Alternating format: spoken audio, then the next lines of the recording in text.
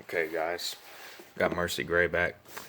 They actually took the plugs and the coils out, so there's no spark plugs, which means it shouldn't be getting compression. I'm gonna try cranking it, and I want you guys to hear it, so you can maybe help give me an idea of why it will not fucking start. So.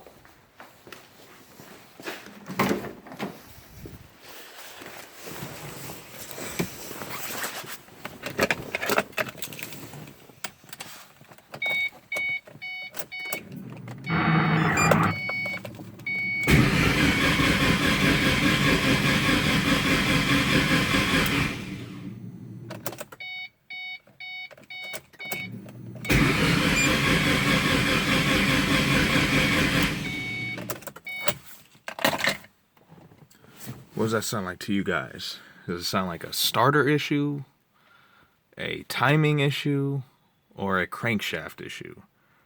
If you guys can give me any insight, let me know in the comments.